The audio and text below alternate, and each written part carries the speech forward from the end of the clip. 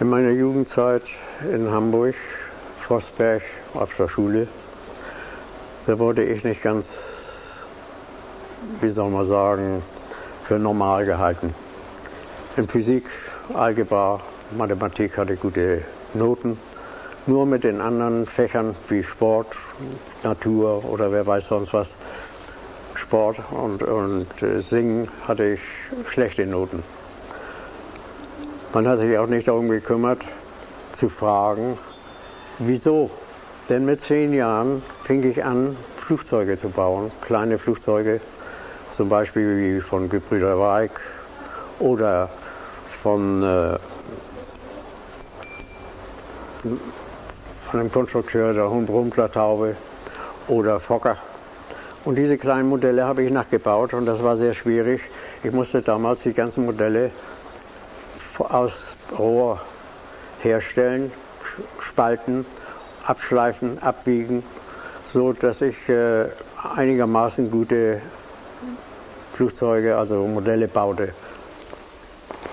Bis 1928 lief ich ständig in Hamburg, dem Flughafen Fuhlsbüttel, um mir die dort vorhandenen Maschinen, die starteten oder landeten, anzusehen, um meine Modelle etwas natürlicher zu gestalten und zu formen, zum Fliegen zu bringen.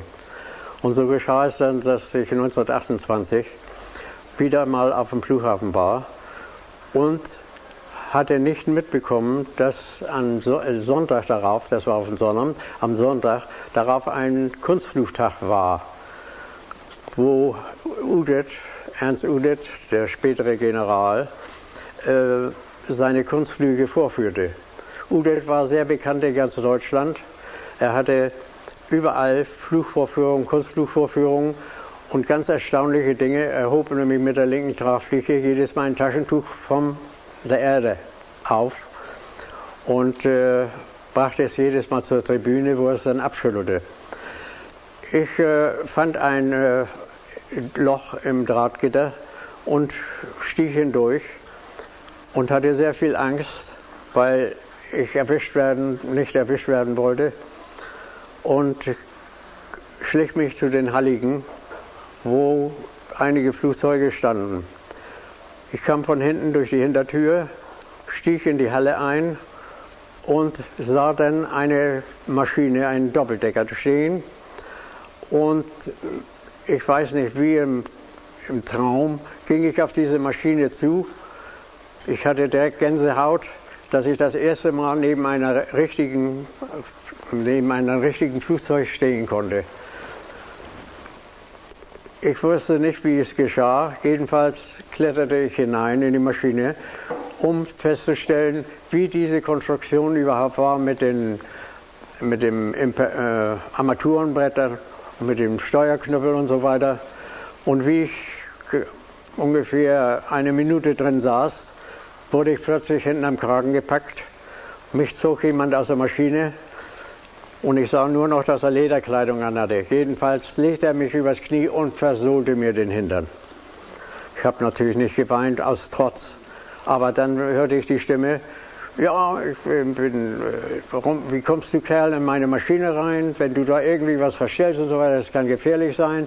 Ich soll damit fliegen, nicht? Und was hast du dabei gedacht?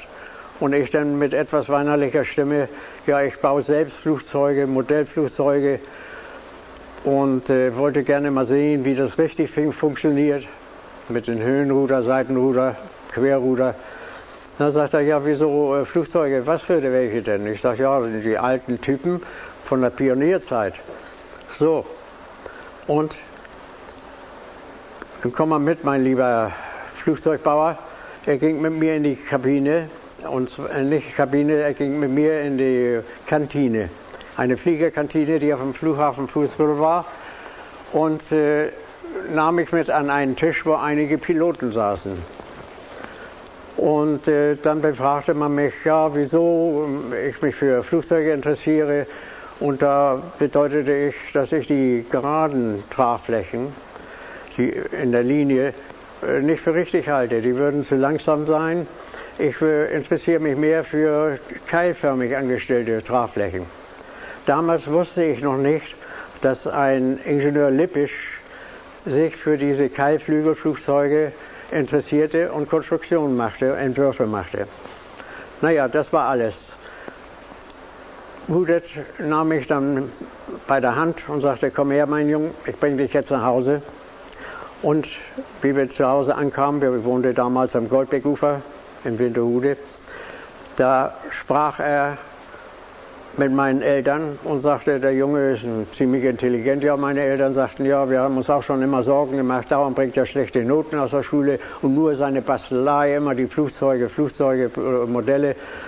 Ja, sagt er, der Junge, der ist intelligent und vorgebildet überhaupt für Flugzeugkonstruktion. Ich werde mal sehen, wo ich ihn unterbringen kann, wenn er die Schule verlässt. Vielleicht kommt er als Mechaniker unter bei der Lufthansa.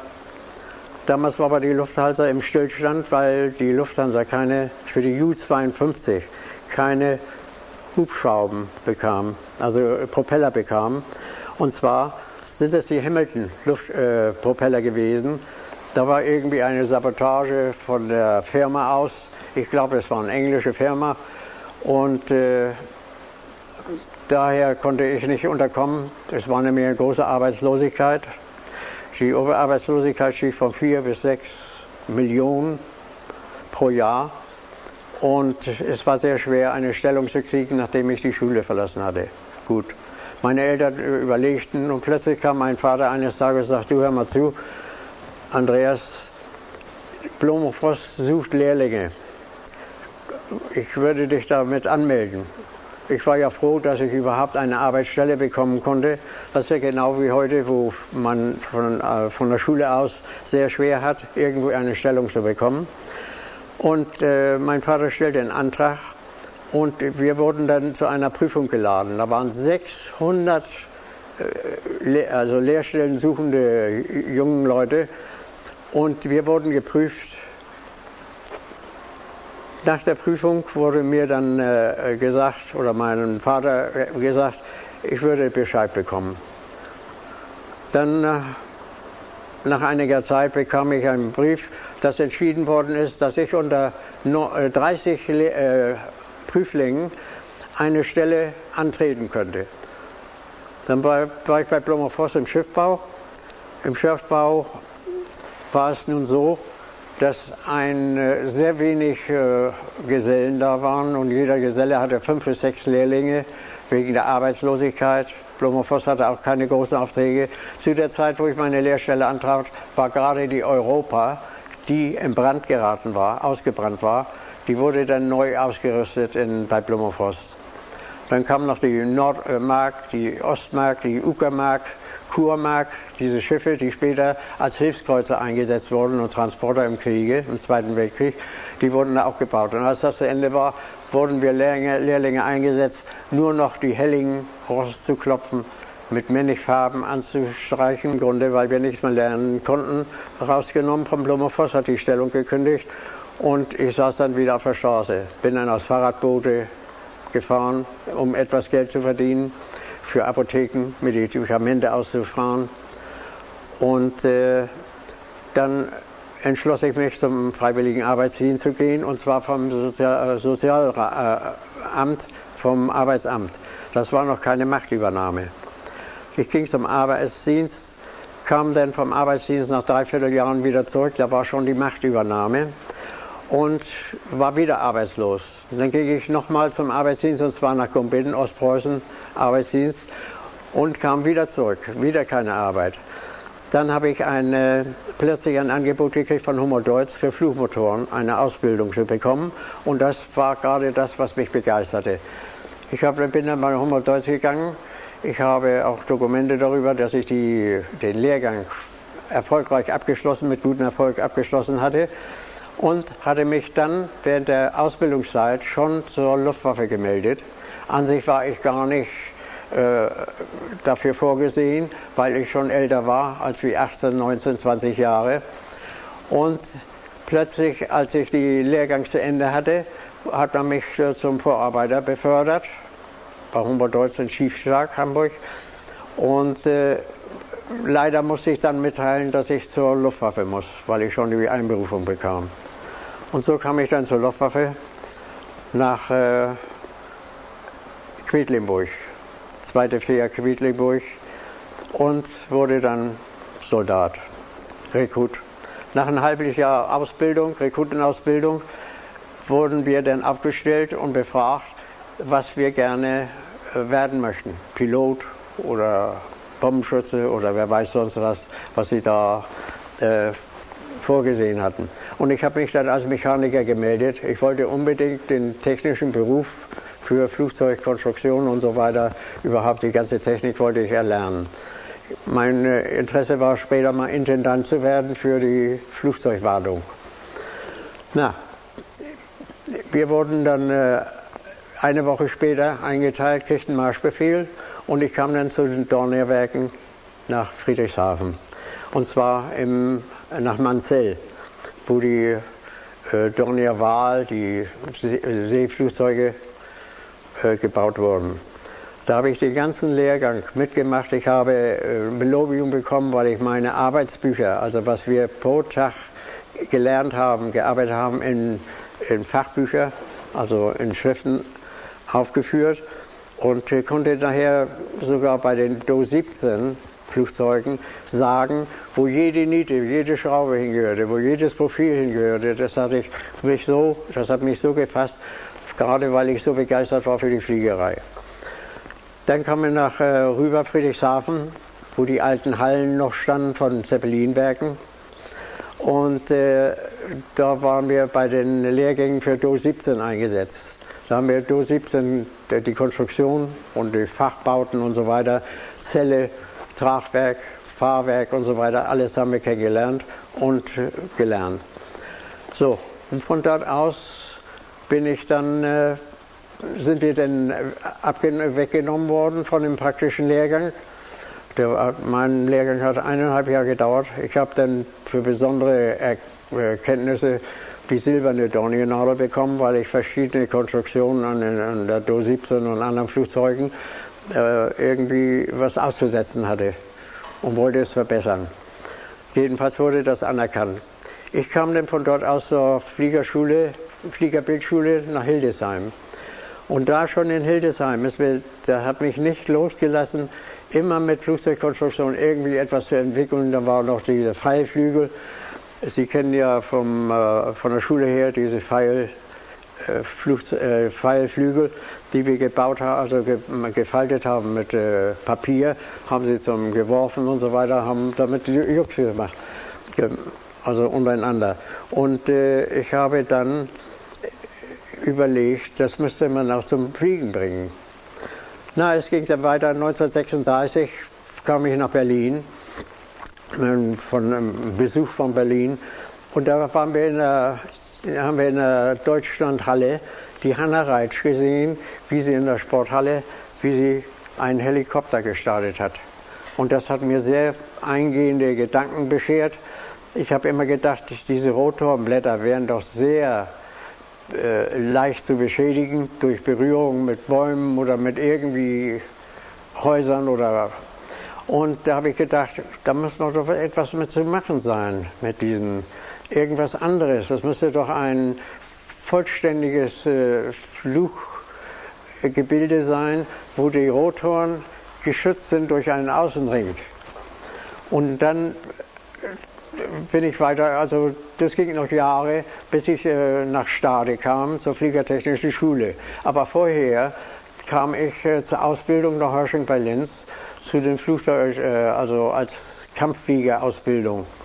Ich habe 30 Stunden Flugstunden gemacht als Hilfsflugzeugführer. Ich habe als Bombenschütze meinen Lehrgang gemacht. Ich habe als Funker meinen Lehrgang gemacht, als Bordschütze meinen Lehrgang. Da waren wir sogar bis zur Tschechoslowakei gekommen, in Malacki. Das war ein Truppenübungsplatz. Von dort aus waren wir gestartet zum Bodenschießen. Dann kamen wir zum Luftschießen nach Pillau, rauf oben am Kurischen Haff. Und von dort aus kamen wir wieder zurück. Da wurden wir eingeteilt als Besatzungen. Und dann wurden wir nach Wiener Neustadt zurückversetzt. Und da hatte ich ein Erlebnis, da waren wir mit einer Ju-86, die eine Reparatur war, sollten wir Probeflug machen, Testflug machen. Und wie wir gestartet sind, plötzlich ist da der rechte Motor angefangen zu stottern und hat plötzlich Rauchwolken gegeben und wir haben schon gedacht, der fängt an zu brennen an. Da sind wir gerade mit einem Motor haben wir gerade noch die Kurve nehmen können und konnten auf dem Flugplatz in Wiener Neustadt landen. Und da hat sich nachher festgestellt, dass die Kühlstoffanlage Luftblasen im Zylinderkopf hatte. Und dadurch ist der Motor. Von dort aus bin ich dann nach Stade gekommen. Nein, wir sind ja erst nach KG 54 nach Frankreich gekommen. Mit der gesamten Besatzung, Lummer, Platzöder und Sabellik hießen meine Besatzungskameraden, sind wir nach Villers-Coplet gekommen. Und von der aus nach Dreux und Chartres und dann haben wir Englandflüge gemacht nach London und wieder zurück. Da sind wir manchmal von einer Staffel von 7 Flugzeugen sind wir mit 3 zurückgekommen und so weiter. Und dann hat der Kommandeur plötzlich gesagt, hier, Ihre Besatzung ist noch nicht fix für Nachtflüge. Sie müssen nochmal zurückgehen. Da sind wir nach Landsberg versetzt worden und in Landsberg bei Lesch haben wir die Nachtflüge geübt und so weiter und so weiter. Und ich wurde nachher aber in Landsberg einbehalten. Meine Besatzung ist weitergeschickt worden. Ich wurde als Bordmechaniker, als ausbildender Bordmechaniker eingesetzt worden für die Lande- und Flug- und Landestarts. Und habe einen Vorfall gehabt, da mit einer 111 über Landsberg. Der Landsberger Flughafen war sehr klein und der kleine Flughafen, da sind wir oben rumgefahren, da hatte ich einen Flugzeugführer gehabt, einen Leutnant, Prinz Biron von Kurland. Der wollte mit mir einen Anflug machen, einen Landeanflug über Landsberg. Und da der Landsberger Flughafen sehr klein war, kurz war, habe ich gesehen, wie er die Maschine beinahe in eine Fabrik reingesetzt hätte. Also Fabrikschornstein mit Fabrikgebäude und so weiter. Da habe ich die Gashebel nach vorne geschoben, damit wir drüber wegkamen. Da hat er mir auf die Hände geschlagen. Ich war praktisch Lehrer für diesen Flugzeugführer. Der wurde auf die 111 eingeschult. Der hat vorher die 111 gar nicht geflogen, die Heinkel 111. Gut, und dann sind wir gerade eben über das Fabrikgebäude rübergekommen und sind dann am Anfang des Landefeldes sind wir in eine Umgehungsbahn, die neu gebaut wurde, 1 Meter tief ausgegraben, sind wir drauf gelandet, das Fahrwerk weggeknickt und haben wir eine Bauchlandung gemacht. Der Kommandeur hat dann gleich gefragt, was ist los und so weiter und so weiter. Dann habe ich gesagt, dass er mir auf die Hände geschlagen hat und meine Anordnung nicht Folge geleistet hat, dass er durchstartet oder wenigstens über die Fabrik wegkam. Naja, ist egal. Ich kam von dort aus, wurde ich angefordert von Stade, war dann Flugzeugführer, flugzeugtechnischer Lehrer in Stade, habe dann mein Diplom gemacht und wurde dann eingesetzt zur Ausbildung der jungen Flieger, die ihre Ausbildung gerade hinter sich hatten, Rekrutenausbildung, und wurden dann eingesetzt zum Lernen für flugzeugtechnische Aufgaben. Und ich habe aber währenddessen sehr viele Erfindungen gemacht für Flugzeuge, also für unsere damaligen Flugzeuge, wie für Ju-52 oder die Do-17 oder Ju-86, 88 oder für die Hi-111, dass ich durch den Major Mühleisen, der technische Leiter von Stade, hat mir ein Zimmer eingerichtet, wo Zeichentisch und so weiter alles bereit stand, wo ich dann meine Entwürfe und meine Erfindungen zu Papier bringen konnte. Und ich musste dann manchmal mit Erfindungen wie zum Beispiel versenkbares Seitenleitwerk, Doppelleitwerk, abklappbar und so weiter, dann auch MG-Schützenstände in den Tragflächen von den Flugzeugen hatte ich entworfen, aufgezeichnet. Da musste ich ab und zu mal nach Berlin fahren. Und dann kam plötzlich, dass wir eine Feier hatten und ich bin rausgegangen, weil ich nicht so viel Alkohol liebte, kein Bier und so weiter. Und bin rausgegangen, habe frische Luft geschnappt denn drin. Das war eine Nikolausfeier. Das war zu Ehren, also nicht zu meinen Ehren, sondern für meine Beförderung zum Unteroffizier. Und ich ging raus und habe dann ein paar Bierdeckel mitgenommen. So aus Jux habe ich die Bierdeckel geschmissen. Und da hat mich das so imponiert, diese Flugeigenschaft dieser Bierdeckel. Und da kam ich im Gedanken zurück auf Hannah Reitsch, auf den Helikopter. Und habe gedacht, man müsste doch eine Flugscheibe, so einen Deckel, müsste man in Natur, also in groß, müsste man doch zum Fliegen bringen können. Und dann fing ich an und habe diese Bierdeckel zur Flugscheibe ausgebildet. Auf dem Rückmarsch von Italien über Salzburg kam ich bei Ochsenfurt in Gefangenschaft. Man fragte nach einem Entlassungsschein oder so, ich hatte keinen, also wurde ich gefangen genommen und in Ochsenfurt inhaftiert sozusagen, als Kriegsgefangener. Aber kurz danach wurde ich aufgerufen und wurde von den Amerikanern eingeladen, mit Entlassungsschein, nach Freising, zur 7. Amerikanischen Armee, zum Intelligenzcenter, wie es sich nannte. Dort waren noch mehrere, wie Hitler, sein Bruder, seine Schwester, manche Techniker und Ingenieure und Fachleute und Wissenschaftler. Und auch Wernher von Braun war auch dabei. Und weil ich sehr viel von Wernher von Braun hielt, wegen seinen Erfindungen und seinen Arbeiten an V1, V2, habe ich ihm mal von meinem Flugmodell erzählt, dass ich nichts mehr gehört hätte davon. Ja, sagt er hätte davon gehört, dass mein Modell dort angetroffen wäre und von Dornberger und einer Gruppe von Technikern erprobt wurde.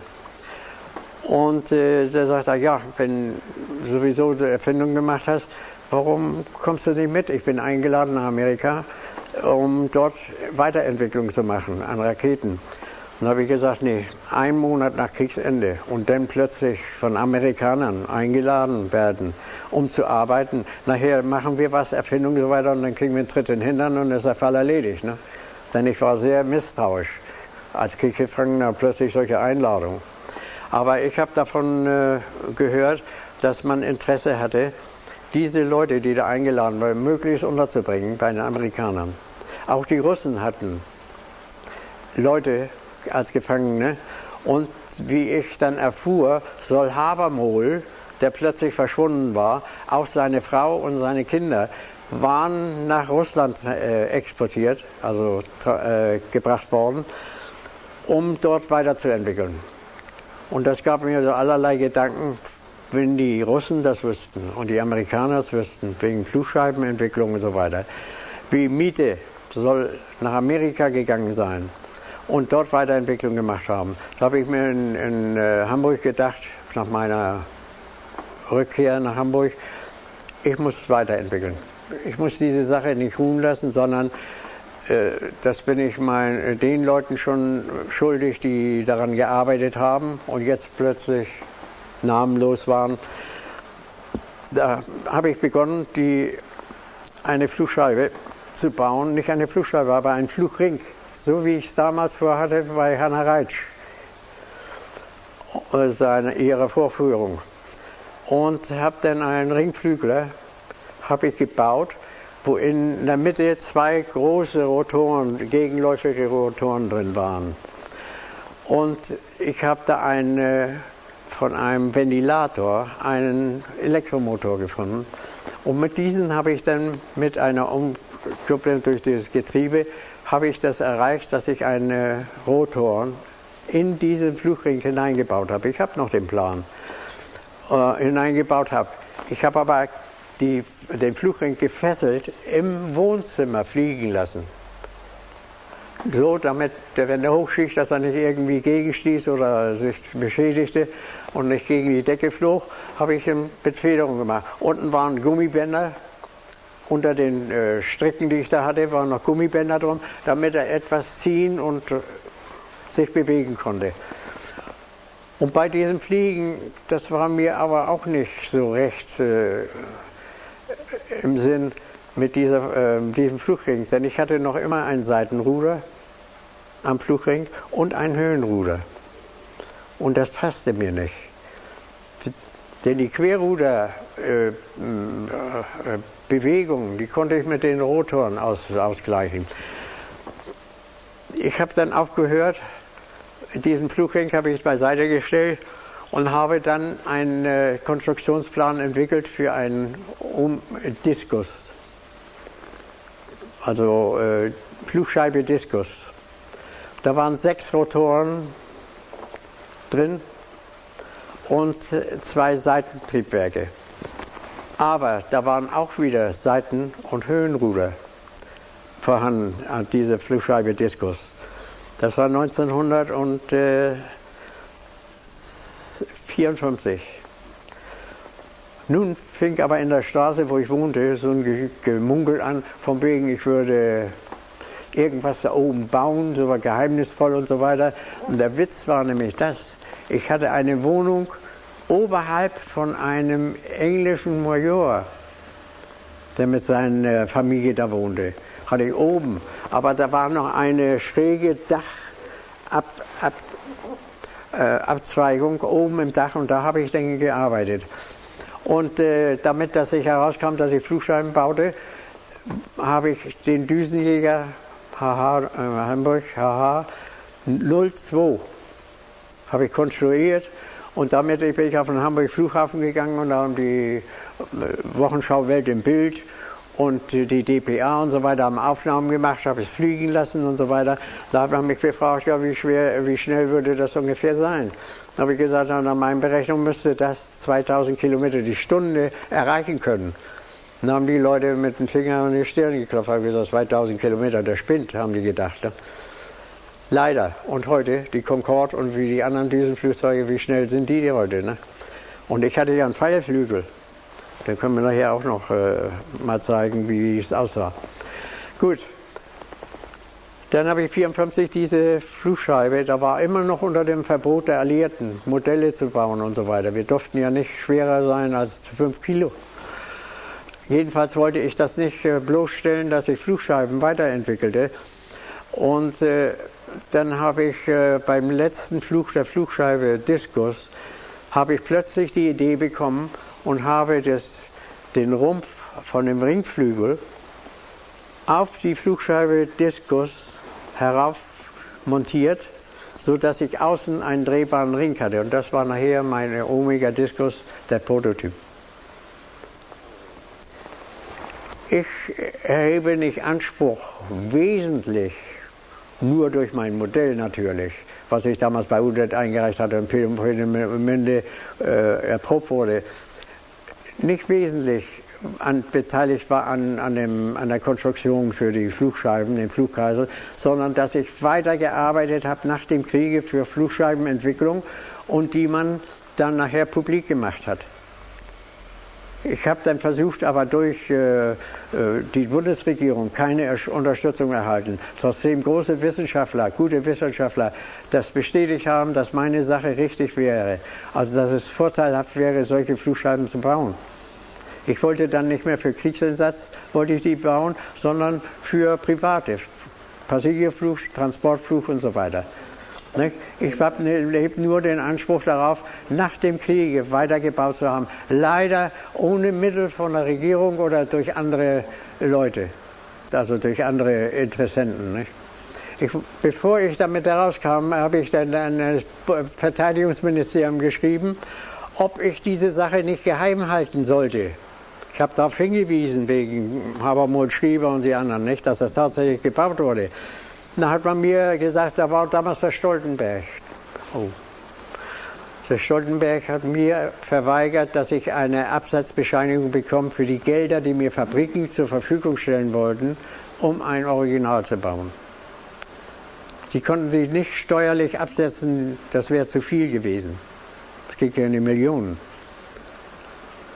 Nicht? Und diese Gelder wollten die gerne steuerlich absetzen. Ja, was machen heute die Firmen? Heute machen sie Reklame, Fernsehen und alles. Und da gehen Tausende von Marken Gelder zu ver... Warum denken Sie, hat die Bundesregierung kein Interesse gehabt, wieder nach dem Krieg an diesen Modellen? Weil sie zu abhängig waren von den Amerikanern mit der Einführung der Bundeswehr, waren mit allen Einrichtungen abhängig von den Alliierten. Und wir waren ja nachher Mitglied in der NATO.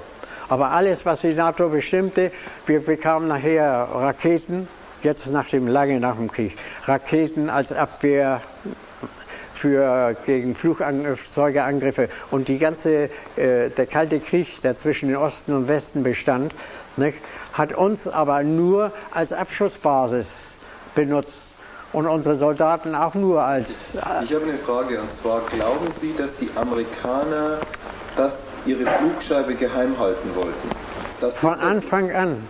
Also, Von Anfang an. Und nur der Major Kehoe, der beim Pentagon war, in der UFO-Abteilung, also Vergründung der UFO-Erscheinungen und so weiter, haben die erfahren, dass Deutschland Flugscheiben gebaut hat. Aber der Amerikaner, stehe ich auf dem Standpunkt, hat gewusst, dass wir die gebaut haben, denn es waren genug Leute noch am Leben, wie Schriever, Miete ist ja nach Kanada gegangen, hat dann Flugscheiben weiterentwickelt. Nicht? Da haben die Amerikaner doch durch den schon gewusst, nicht, dass die gebaut wurden damals.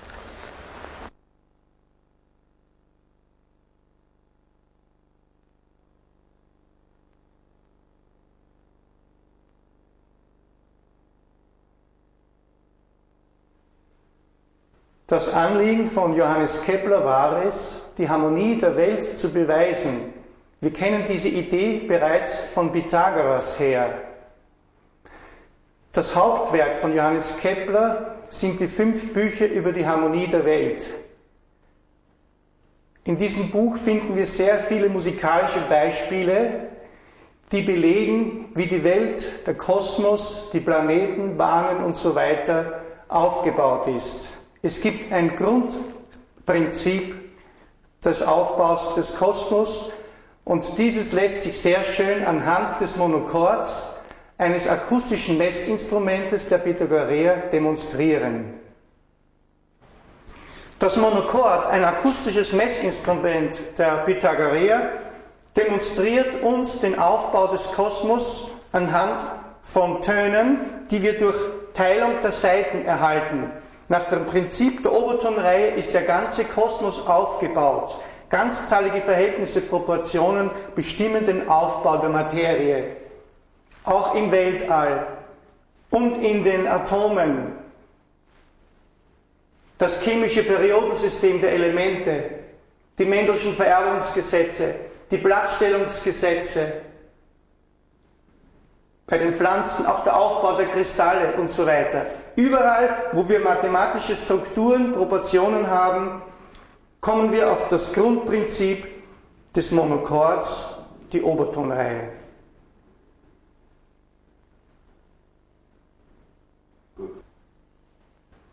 Die Intuition Johannes Keplers führte ihn zu den Geheimnissen der Pythagoreer. Viktor Schaubergers Schwingungslehre knüpft traditionsgemäß an die Lehren des Pythagoras und des Johannes Kepler an. Viktor Schauberger benützte die Mathematik des Monochords, um seine integrale Technik und seine Lehre von den inneren Welten, von den Schwingungen der inneren Welten zu entwickeln und auszubauen. Übrigens, seine Mathematik ist nicht euklidisch.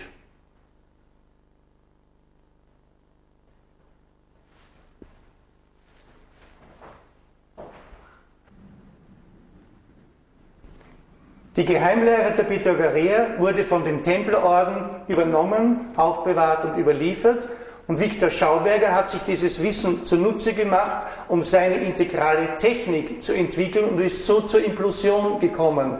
Anhand des Energieplans der Natur sehen Sie hier das Alpha und Omega, den Grundton bis zu den Obertönen, bis hinauf zum letzten Ton, so wie das ganze Universum aufgebaut ist. Alpha und Omega stehen symbolisch für Geist und Materie. Also haben wir hier es mit etwas Ganzheitlichem zu tun. Diese Lehre macht daher auch die ganzheitliche Technik möglich. Implosion ist die Nutzbarmachung des Potentials der inneren Welten in der äußeren Welt. Anhand der Energiebahnen und der Implosionstechnik gelangen wir in den Bereich der Antimaterie und damit zur Aufhebung der Schwerkraft. Wann wurde Viktor Schauberger von Adolf Hitler das erste Mal kontaktiert? Das war im Juni 1934, entschuldigen Sie, 1934. Juni 1934. Wenige Wochen vorher war der Röhmputsch. Wohin wurde Herr Viktor Schauberger eingeladen und was wurde dort besprochen? Er war Gast des Reichskanzlers und wurde gebeten, in die Kanzlei zu kommen, zu ihm, in die Reichskanzlei, um mit ihm manche Fragen, die er gerne wissen wollte, um diese Fragen möglichst exakt zu beantworten. Situation, abgesehen von dem Vorgespräch, dass er, so auch Viktor Schauberger, beide Oberösterreicher seien, ja, hat er ja, wir sind Landsleute, aber ich habe sie geholt, um von ihnen einige Dinge zu erfahren, die mir zugespielt worden sind. Mein Vater kam in die Reichskanzlei, dort wurden die protokollarischen Dinge festgelegt und es war an sich festgelegt worden, das Gespräch würde 10 Minuten dauern. Und innerhalb von diesen 10 Minuten wünsche der Reichskanzler manche Dinge von ihm zu hören. Ja. Was ist sein Plan, was ist sozusagen sein Hintergrund? Und er sagte, ja, die Situation habe ich begriffen. Ich vertrete eine Technik, die mit der Natur wieder in Übereinstimmung kommen muss. Das ist mein Plan, das ist also meine Vision und das ist die Aufgabenstellung, die ich vertrete. Und dann kamen die beiden Herren, ein Herr Kepler mit 2 Pauler und ein Melon, das waren die Reichsbeauftragten des Führers und des Reichsmarschalls. Ja, wurde hinzugezogen. Nach ungefähr einer Stunde war die Situation, dann kamen die beiden Beauftragten und Hitler hat dann ganz kurz und bündig gesagt, ich habe diese Dinge mit dem Wildmeister Schauberger besprochen. Sein Grundplan oder sein Grundgedanke finde ich großartig. Ja? Wir brauchen eine andere Technik und Herr Wildmeister, Sie sagen ja, wir brauchen eine andere Technik, eine Biotechnik, eine Technik, die mit der Natur wieder in Übereinstimmung kommen muss. Ja? Er sprach jetzt ja kurz immer, ja. Gut, das war die Situation und die beiden Reichsbeauftragten waren gekommen. Vorher hat Viktor Schauberger aber den Hitler gesagt, übrigens, ich sage Ihnen, Ihr Ende ist 1945, bevor die beiden Reichsbeauftragten kamen. Ja. Er sagte übrigens, ich muss Ihnen das sagen, ja. Mag sein, dass das von mir nur eine Vision ist, ja, aber ich muss Ihnen sagen, 1945 ist Ihr Ende. Weil er begann ja mit der ganzen Sache, ich bin angetreten, das Dritte Reich zu bauen, ja, ein 1000-jähriges Reich zu bauen. Aber mein Vater gesagt, ich glaube, das wird nicht für Sie möglich sein. Das schaffen Sie nicht. Kurz vor dem Eintreffen der beiden Reichsbeauftragten gab Hitler oder Reichskanzler, gab dann praktisch die Order an die 2 Reichsbeauftragten vom Hermann Göring-Plan. Herr Viktor Schauberger, Sie werden das mit den beiden Herren besprechen und morgen oder spätestens übermorgen wird ein zweites Gespräch stattfinden müssen. Und sagte den beiden Reichsbeauftragten, der Plan ist für mich faszinierend, ja? Wir Deutschen werden eine Biotechnik in Szene bringen. Als Ihr Vater zurückkam, Er wurde entlassen, das heißt, also ging mit den beiden Herren und Hitler sagte sehr schön zu den beiden Herren, ja, ich habe Ihnen schon etwa gesagt, was zu tun ist und Sie, Herr Wildmeister, sprechen dann mit den beiden Herren und morgen oder übermorgen kommt das nächste Gespräch. Ja. Aber zuerst möchten Sie haben, dass Sie sagen, wo liegen die einzelnen Schritte. Ja, das hat er damals vollzogen. Er kam also, machen wir es mal normal geredet, ja, war eine Situation, dass mein Vater ging dann nach 45 Stunden gemeinsam mit den beiden Reichsbeauftragten hinaus das große Tor, die Reichskanzlei wurde zugemacht, ja, und also war Ende, ja, und draußen gab es den ersten Knall. Ja. Denn plötzlich sagten die beiden Reichsbeauftragten, sagen sie, wie sind Sie, Herr Weltmeister, zum Führer gekommen? Und da hat mein Vater sehr etwas sonderbare Antwort gegeben, sagt er, ich bin nicht durchs Fenster eingestiegen. Wer wurde zu den Messerschmitt-Werken in Augsburg eingeladen? Eingeladen? Viktor Schauberger und einige seiner Mitarbeiter. Viktor Schauberger hat also damals Versuchsreihen gemacht. Das hat also irgendwie für Messerschmitt einen bestimmten Hintergrund gegeben. Ja. Und da wurde er eingeladen, solche Versuchsreihen gemeinsam mit Messerschmitt in Augsburg durchzuführen. Was sollte der Hintergrund dieser Versuche sein? Wiederum, wie kann man aus einem Energieträger Wasser, dann gab es also die zweite Situation, dass bei diesen Einrollgeschehen gab es auch Energieäußerungen, die in entsprechende Hitzegrade gingen. Und da war einfach von Messerschmitt, von der Firma Messerschmitt damals, die Situation, dass sie gesagt haben, sehr schön, diese Versuchsreihen scheinen unter Umständen auch wiederum in eine völlig neue Energiestraße zu führen.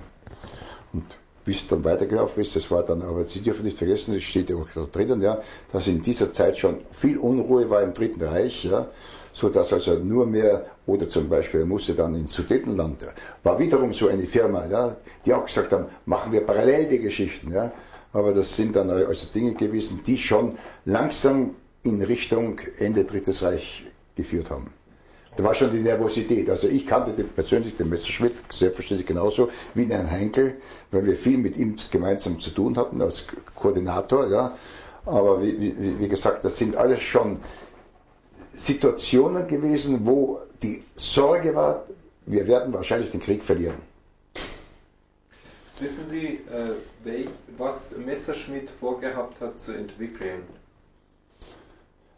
Ja, man glaubte, dass man mit diesem Energieträger Wasser einen Energieplan, heute würden wir das kurz fassen, könnte man sagen, sehr schön, es gibt das Wasserstoffenergiekonzept. Wasser der größte Träger, der Energieträger. Was geschieht, wenn wir praktisch in den sogenannten Bereich, das ist heute ein heißes Problem, was ist in Wasser und mit dem Wasserstoff möglich? Das Wasserstoffenergiekonzept. Sie brauchen es nur quer durchschauen, ganz wurscht, ob Sie in Amerika mal waren und so weiter. Das ist nach wie vor der Hintergrund.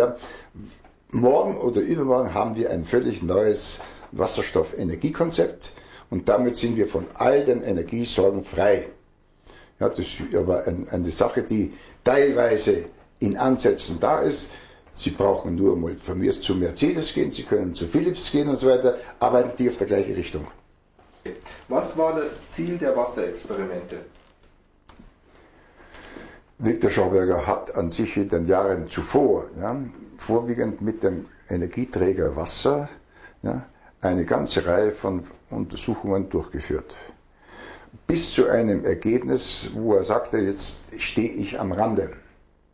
Und sagte, es wäre doch an sich richtiger, wenn du dich von der Technischen Hochschule als Assistent verabschiedest und gemeinsam nach einem Vorgespräch mit Julius Streicher, dem Frankenführer, und der wiederum in Zusammenhang mit den Dingen, die damals gelaufen sind, mit Rudolf Hess, hat geheißen, Schauberger bekommt ein Labor und er soll dann diese verschiedenen Dinge auf eine höhere Ebene bringen. Das Ergebnis war kurz einfach, es waren also 3 Monate zuerst mit konventionellen Methoden und die brachten kein Ergebnis.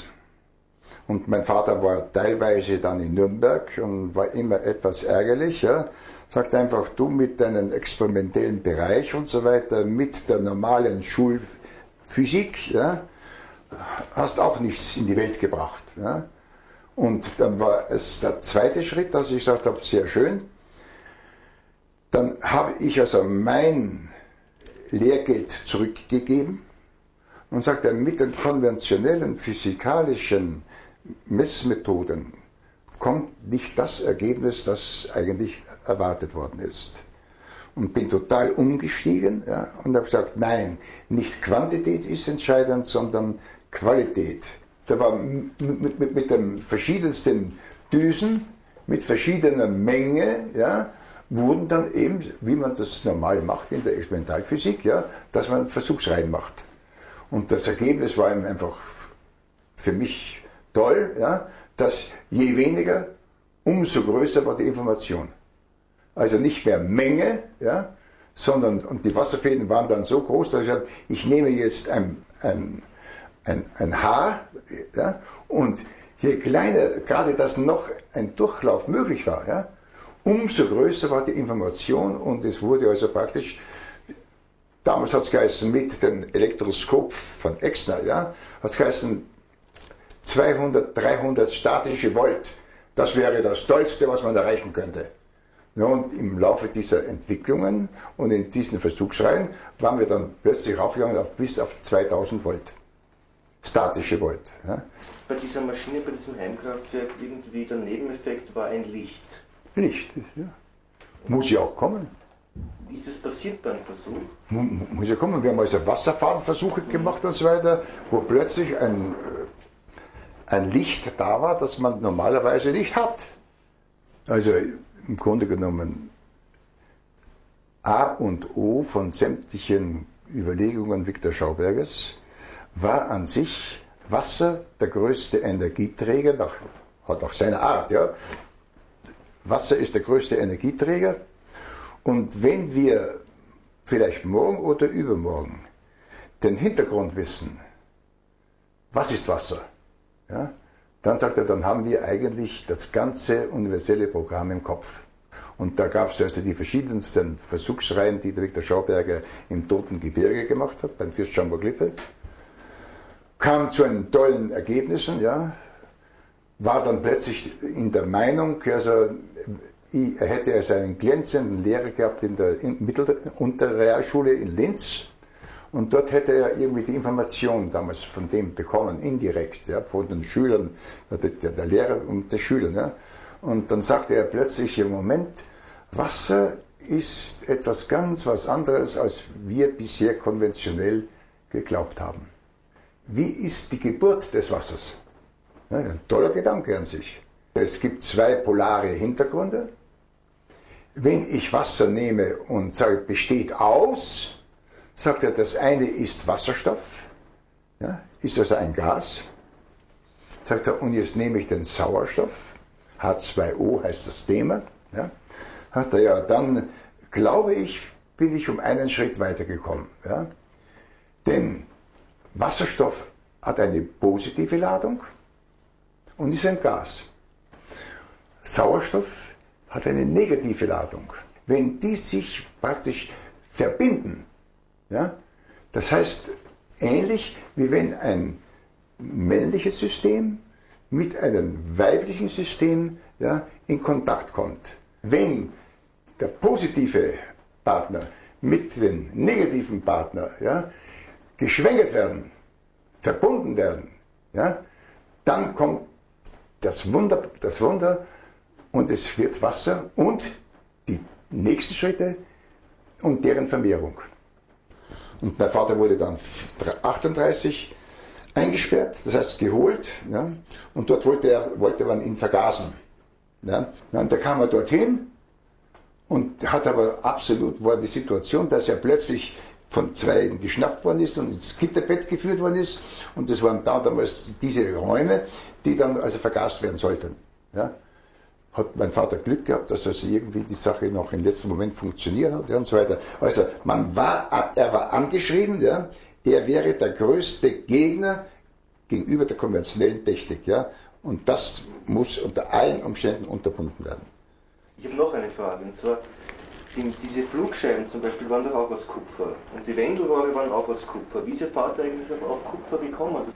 Kurze kleine Geschichte, auch wieder Viktor Schauberger, ja, und da gab es also irgendwie das Phänomen, dass der Viktor Schauberger gesagt hat, sämtliche Ackerbaugeräte, ja, mit Stahl und Eisen, ja, bringen schlechte Ergebnisse. Gut, und mein Vater wurde dann eingeladen von Boris, hat dann einige Wochen sich die Gegend angeschaut und hat gesagt, Herr Majestät oder Herr König, Sie haben einen sehr schlechten Dienst für die Bulgaren gemacht. Ja? Denn dort, wo die großen, schweren Pflüge durch die Gegend fahren, mit enormer Geschwindigkeit, ja, sagt er, wird auch sehr viel Stahl abgeschieden, also abgerieben, ja, und so weiter. Und da kommt der sogenannte Rostschleicher, der Rostbereich, ja, in ganz feiner Dosierung. Sagt er, und das ist sozusagen für das Wasser tödlich. Und daher ist die Bodenfruchtbarkeit nicht mehr da, weil das Wasser kaputt ist. Mein Vater kam nach Hause, wieder nach Österreich und hat gesagt, sehr schön, er wird mit verschiedenen bäuerlichen Zonen in Salzburg, in Tirol, in Niederösterreich, ja, und da gab es also Bauern, die davon gehört haben. Und eines Tages ging einen Slogan quer durch Österreich, auch aus Deutschland, ja, die sogenannten kupferlegierten Geräte von Viktor Schauberger. Dort, wo also sogenannte kupferlegierten Geräte gelaufen sind, ja, war die Bodenfruchtbarkeit und die Ernten und so weiter und so viel höher. Ja. Da hat es geheißen, der goldene Pflug. Das war dann Viktor Schauberger, die goldene Pfluggeschichte. Können Sie kurz die Städte aufzählen, wo Viktor Schauberger überall Versuchsreihen geführt hat? Ja. Vorwiegend war die erste Situation, abgesehen von den früheren Wassergeschichten, die er gemacht hat, war also Wien. Dann kam also die Zwischenstation also mit dem KZ in Mauthausen. Dann war nach den Zertrümmern von Teil von Schönbrunn, ging es also nach Oberösterreich und das hat dann gedauert bis Ende des Krieges. Dann wurden die KZler, also die Mannschaft, zurückgeholt, sind aber nach 3,5 Tagen wieder erschienen, denn in der Zwischenzeit kamen die Amerikaner und da haben diese Mannschaft, die also mein Vater betreut hat, ja, die sind abgeholt worden und sollten im KZ verschwinden. Ja. Die sind in die Toten, bei den Toten gab es viele Tote, hat es geheißen, ja, und die haben sich hineingegraben bei den anderen Toten und so weiter, und dann kamen die Amerikaner, und dann war der Krieg zu Ende und so weiter, und dann kamen die 4 Tage später wieder zu meinem Vater zurück. Und dann teilweise nach Russland und zurückzufahren. Das war Ende des Krieges. Und dann wurde der Schauberger von den Amerikanern betreut. Sie wurden nach Amerika geholt. Wann und zu was? Also wie Viktor Schauberger und ich nach Manhattan gebracht worden sind, ja, das war also 1958. Ja. Prototypchen und so weiter war, ja, haben die 3 Monate Zeit gehabt, ja, nicht nur vielleicht in Österreich, sondern auch in Deutschland rumzuschauen, ja, was hat der Viktor Schauberger vielleicht, oder ist das ein Zusammenhang mit Viktor Schauberger? Und dann wurde auf dem Seeweg das schon vorausgeschickt. Wir waren ja 3 Monate hier gewesen. Ja? Ja, und in diesen 3 Monaten wurde das Material gesammelt und war plötzlich in Texas. War da. Und da war ein Gerät, also die sogenannte Implosionsmaschinchen, ja? Ja, und die wurde dann also praktisch, die war vergossen mit allem drum und dran, das war sein Herzstück. Das wurde dann aufgemacht, ja, aufgesprengt. Sie wollten wissen, was ist da drinnen los.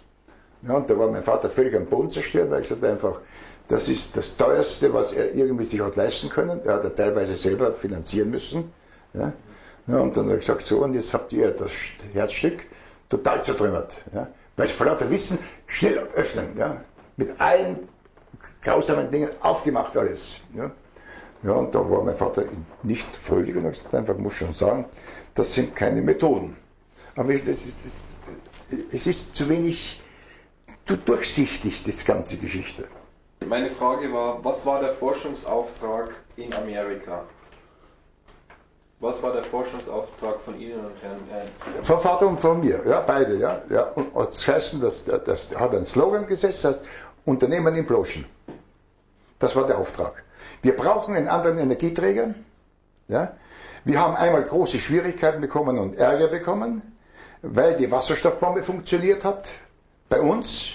Und dann kam etwas reichlich später, ja, die Russen haben auch das Konzept der Wasserstoffbombe gehabt. Sagt er, gut, das haben wir einmal Schwierigkeiten gehabt. Es gab einen Herrn Fuchs, ja, der teilweise in der Mannschaft gearbeitet hat, teilweise in England. Da gab es also den Herrn Fuchs, ja, und hat also einen Teil des Rezeptes über Ostdeutschland nach Russland geschickt oder geben lassen. Ja. Und das war der Zusammenbruch. Sagt er, jetzt sind wir mehr oder weniger, aber wir glauben, dass wir mit einem anderen Energieträger auf der Basis von Viktor Schauberger können wir also Energie einspeichern in jeder Menge, ja, aber das darf nur mehr von den Amerikanern in den Griff genommen werden. Daher bleibt die in der nächsten Zeit schön brav in Amerika. Und dass der Viktor Schauberger dann den Stummen gebildet hat, das war seine Chance. Ja, weil es ist sehr schön. Viktor Schauberger, du bleibst hier. Dann hat der Vater gesagt, nein. Da habe ich gesagt, gut, dann musst du aber vorher etwas unterschreiben. Dann darfst du nach Hause. Na gut, und das ist dann gelaufen. Und mein Vater hat dann irgendwie in Deutsch mündlich übersetzt bekommen, was da drinnen stand. Das heißt, wenn er nach Europa zurückgebracht wird, dürfe er bis zum Lebensende über solche Dinge nie mehr reden. Aus. Und nach 3,5 Tagen hat er gesagt, einfach, es hat für mich keinen Sinn mehr. Ob das jetzt irgendwie schon das Alter war oder ob, kann ich nicht sagen, er war einige Wochen in einer Superklinik vorher gewesen in Texas, ja, wurde gut behandelt, ja, und so weiter. Ob dort was war, ich kann es nicht beurteilen und so weiter, ob das Drogen waren oder so. Ich weiß es nicht, ich kann nichts dazu sagen. Ich durfte meinen Vater, während er in der Klinik war, nicht besuchen. Ja. Und nach 2 Wochen kam er fröhlich nach Hause, wieder ins Quartier, ja, und sagte, ich fühle mich gut. Waren in New Mexico noch andere deutsche Wissenschaftler? Ich hatte nur einen Kontakt bekommen, also zu einem gewissen Mr. Donner, ja, das war der oberste Boss mit Namen Donner, ob der wirklich Donner ist, keine Ahnung, ja. Ja, das war also eine Situation, und da waren wir also, und ich bin also nur ein einziges Mal mit denen in Berührung gekommen. Da gab es damals das sogenannte rote Telefon, ja. Das haben Sie mal gehört, ja. Dass also die Vereinbarung war, dass zwischen Amerika und zwischen dem russischen Chef, ja, also ein Telefon jederzeit sprechbar ist, ja. Und während ich damals also unterwegs war, wurde ich eines Nachmittags eingeladen, ob ich nicht interessiert wäre, in dieser großen Zentrale mir einige Sachen anzuschauen. Ja? Und da habe ich gesagt, nein, Dankeschön, das tue ich nicht. Ich kann also unter keinen Umständen, ja, Sie möchten mir jetzt sehr vieles zeigen. Und nur habe ich damals also die Sorge gehabt, wenn ich da gesagt hätte, ja, ich schaue mir das an, also dann sehen Sie auch das rote Telefon, alles da. Ja? Und so weiter. Und dann habe ich mir dann gesagt, in dem Moment bin ich dann Geheimträger, ja, und dann ist für mich nicht gut. Da habe ich gesagt, Dankeschön, ich werde also dieser Einladung nicht folgen. Ja, aber was soll's. Ja. An was hat dieser Professor gebaut? Wie heißt er? Das ist der Professor Georgi. Professor Georgi, und das war also der Forschungschef der gesamten Luftfahrt, ja, war er der sogenannte große oberste Chef, ja, Professor Georgi. Ja. Mit ihm waren wir 2-3 Monate eingesperrt, das heißt im Käfig. Ja. Er ging dann später nach Argentinien ab, ja, wie er dann entlassen worden ist oder befreit wurde, wie er sich wieder bewegen konnte. Die nächste Station war dann nach Argentinien. Es hat Professor Georgi im Dritten Reich mit Dimensionskanälen experimentiert. Dann könnte man sagen, dass er mit großen Schrecken festgelegt hat, dass wir, also praktisch vorhin schon mal angesprochen, das Dezimeterprogramm, das Langwellenprogramm, ja, warum? Weil Göring sagte, ich brauche die große Übersicht haben. Ja.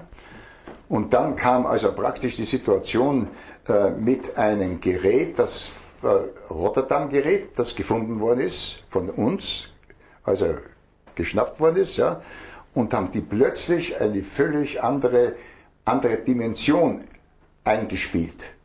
Und damit kam dann die die Bombierung, das Bombardieren von Körpern, also von Werken, ja, die direkt zielgerichtet kamen. Ja. Und das war also auch wieder, heute wird man sagen, vielleicht dimensionslos, nein, die Dimension kam von der langwelligen Seite, von der weit überschauenden, ja, von außen nach innen. Das heißt also immer wiederum, die Zentimeterwelle ist ja viel kleiner und die Information enorm größer. Ja. Weil immer lambda mal nü ist immer eine Konstante. Ja. Das ist ein altes Spiel schon, das wissen wir aus der Physik. Ja. So weiter. Also hat er ohne Zweifel, wir wussten ganz genau, das war Telefunken, das war Siemens und so weiter. Und auf einmal kam dieses Rotterdam-Gerät. Und dann haben wir gesagt, so eigentlich haben wir jetzt wahrscheinlich nicht mehr die Möglichkeit, das umzustrukturieren. Ja. Wir können nicht umsteigen von der Dezimeterwelle auf die Zentimeterwelle, weil das eine völlig andere Technologie ist. Ja. Ja, und damit haben wir damals, also ich mit dem Professor Georgi, nachdem wir gemeinsam im Haus der Flieger gewohnt haben täglich auch einen getrunken, das waren fröhliche Zeiten damals noch. Ja. Ja, und da hat er gesagt, sehr schön, du pass auf Schauberger, ich glaube, der Krieg ist jetzt bald beendet. Ja. Sie haben von irgendwelchen Streamern gesprochen, was ist das? Ja, das sind also, das sind Dinge, wir wussten ganz genau, wenn bei uns von mir aus ein Langstreckenflugzeug, ja, nach oben im Kanal ist, ja, und wir wussten, oder dieser Professor Georgi, ja, wusste ganz genau, in welcher Höhe dann diese enorme Strittgeschwindigkeit ist, ja, die viel schneller ist, das Dreifache bringt. Ja. Und er wusste ganz genau, in diesem Bereich gibt es solche Zonen. Mehr kann ich auch nicht sagen. Wann wurde Viktor Schauberger beauftragt, eine Levitationsmaschine zu bauen? Er bekam gar keinen Auftrag, den Auftrag hat er sich selbst gegeben. Das hat er in Wien bei einer Maschinenfirma begonnen und dort wurde dann der erste Prototyp gebaut. Ja, und zwar, dass also Wasser mit einem einrollenden Spiel, ja, gab es plötzlich Phänomene, die also plötzlich zu einer derartigen Energieäußerung gebracht haben. Hat manchmal funktioniert, manchmal nicht, ja, aber das ist selbstverständlich, es war ja ein mechanisches Prinzip. Ja, und er sagte immer, ja, im Grunde genommen, ich bin gezwungen, mit den verschiedensten Ingenieuren solche Dinge durchzuführen. Ja, und manchmal war es also praktisch in Resonanz und manchmal nicht. Ja. Also es war jedenfalls so, da gab es also die Situation in Wien, also im Schönbrunn, und dort war dann ein Versuch, der also wirklich schlagartig etwas zeigte. Das war also ein Luftwirbel, der also praktisch mit dieser sogenannten hyperbolischen Form da war, diese Trichter, wo er sagte. Ja. Und da war zum ersten Mal, dass also ein schwerer Gegenstand nach oben gejagt worden ist, bis zur Decke. Und zwar der einzige Effekt, der wirklich also scheinbar durchgeführt, ich war nicht dabei, aber einer, den es auch gibt, ja, der war bei diesen Versuchsreihen dabei und da gab es also plötzlich eine Situation, dass also ein Körper, der also praktisch schwer sein sollte, ja, damit er in die Luft geht, ja, ja, und da war es ihm so, dass in dieser Halle ging eben ein schwerer Gegenstand praktisch nach oben, also levitierte er, ja, bis zur Decke und dann brach er zusammen. Ja. Aber das sind alles solche Randgeschichten. Ja. Es war ja alles schon mehr oder weniger Kriegsereignisse mit all den Schwierigkeiten und mit diesen Nervositäten und so weiter. Ja. Aber jedenfalls, die Versuchsreihen haben teilweise Effekte gebracht, wo dann später die Himmelei gesagt haben, sehr schön, vielleicht gibt es die letzte Chance, dass wir noch den Krieg gewinnen. Vielleicht mit der Methode Viktor Schauberger. Über die Pythagoras Lehre der alten Loge der Templer in Verbindung stand. Kann ich keine völlig klare Antwort geben, dass er mit diesen Bereichen in Berührung war und dass er diese Dinge vom großen Bereich, manche Dinge vielleicht besser wusste wie andere, das kann sein, ja, aber konkret zu sagen, ja, er war also ein begeisterter Anhänger von Kepler, das schon auf jeden Fall, ja, und mit dem ganzen Hintergrund, ne, aber das sind Dinge, die... Ja, ich wollte eigentlich darauf hinaus, welche Schriften hat Ihr Vater studiert, dass er auf die Harmonielehre wieder zurückkam? Ja, ich glaube, dass er in diesem Bereich, er hat also reichlich Material bearbeitet, durchgearbeitet. Es gab also kein, glaube ich, damaliges naturwissenschaftliches Werk, das er nicht selber x-mal durchgearbeitet hat. Er war also absolut kein Laie, ja, sondern es hat eben eine völlig andere Grundeinstellung zu den Dingen gehabt. Ja. Aber ohne Zweifel, sagte er, was ist Naturwissenschaft, hat er gesagt, ja? Das Wissen der Natur. Ja? Und das ist mein Hintergrund. Ja? Und ich muss schauen, wie die Natur mit all ihren großartigen Dingen, ja, es in diese Richtung gebracht hat. Ja? Und das ist selbstverständlich ein tiefer Glaube, ja, dass die Natur tatsächlich, ja, die Realisierung des Allereinfachsten sein muss, mit all den Hintergründen, zurückschauen bis zu Pythagoras, zurück zu dem Babylonier und dergleichen mehr. Er sagte, ich lese x-mal im Nachvollzug, zum Beispiel überlege ich mir x-mal in der sogenannten großen Bibel der Natur, ja, Dinge nachzuhören, was schon da war. Ich kann nur eins tun, dass ich die Natur und deren Geschichte, ja, glaube ich, besser überschauen kann wie andere. War Viktor Schauberger medial veranlagt? Ich hoffe ja. Ich hoffe ja, denn wenn ich mit ihm, ich habe manchmal lange und breit reden können, ja. Er sagt einfach, für mich ist es ein völlig offenes Buch. Das Buch der Natur ist für mich offen. Und sagt er, und ich mache jedes, wenn ich Zeit habe, ja, blättere ich im Buch der Natur zurück. Ja, und sagt er, und einmal waren wir in Nürnberg, ja, und da war ich im Labor tätig und so weiter und haben halt gemeinsam gegessen. Und dann sagt er, ich werde sich jetzt mal für eine halbe Stunde werde sich hinlegen. Sag ich, na Vater, jetzt bist du langsam alt, ha? Was ist da los? Ja? Sag ich, da redet jetzt ein Blödsinn. Ja? Ich habe heute gerade das Kapitel, einen Bruchteil von den Dingen nachzulesen, was damals in Ägypten passiert ist. Ja?